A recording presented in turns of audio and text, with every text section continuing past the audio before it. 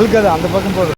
தண்ணியை பார்த்தங்காட்டி கழுதை கீழே இறங்கி குதின்னு குதிக்கணும் போல் இருந்துச்சு. தண்ணி சத்தம் வேறு லெவலில் கேட்டுச்சுங்க. அதுக்கப்புறம் சரி வாய்ஸ் ஓவர் கொடுத்துர்லாம் அப்படின்னு சொல்லிட்டு இந்த இடத்துல ஒரு தம்பி வந்து இந்த இடத்துல அந்த இது வரைக்கும் நடந்து போய் உட்காருங்க அப்படின்னு சொல்லியிருந்தார்.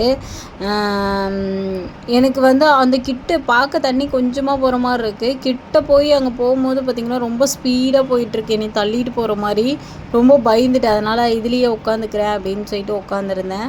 சும்மா ஒரு ஷார்ட்ஸுக்கு ஆசைப்பட்டு தண்ணிக்குள்ளே போயிடக்கூடாது ஆண்டவா அப்படின்னு சொல்லிட்டு.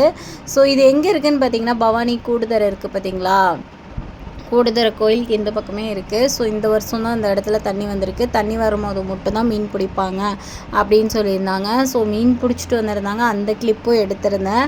ஸோ எனக்கு தண்ணியை பார்த்தங்காட்டி ரொம்ப ஆட்டம் தாங்க முடியல. ஊருக்கு போகிற வழியில் ட்ரெஸ்ஸெல்லாம் நனைச்சிட்டு அதுக்கப்புறம் மறுபடியும் போய் அங்கே ட்ரெஸ்ஸை மாற்றி இது பண்ணிக்கலாம் அப்படிங்கிற ஒரு மைண்ட் செட் ஆகிடுச்சு. நல்ல வேலை 2-3 ட்ரெஸ்ஸை எடுத்து போட்டு போயிருந்தேங்க. அதனால் பிரச்சனை இல்லை. இல்லைன்னா தண்ணியோடு இப்படியே தண்ணிக்குள்ளே விளையாண்டுட்டு இருந்திருப்பேன். ஸோ சின்ன வயசில் தண்ணியில் விளையாண்டுவீங்களான்னு கேட்டிங்கன்னா சின்ன வயசில் விளையாட மாட்டேன். ஏன்னா எங்கள் சித்தி ஆற்றுல இறந்தனால எனக்கு ஒரு பயம். ஸோ இந்த வீடியோ உங்களுக்கு எல்லாத்துக்கும் பிடிச்சிருக்கான்னு சொல்லுங்கள்.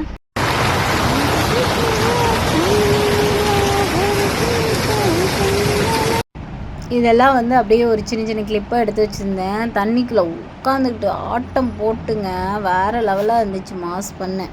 அங்கே வருங்க சாங்ஸ் பாடிக்கிட்டே எடுத்தேங்க. தண்ணிக்குள்ள மட்டும் ஃபோன் விழுந்துருந்துச்சின்னு வைங்க வேறு லெவலாக இருக்கும்.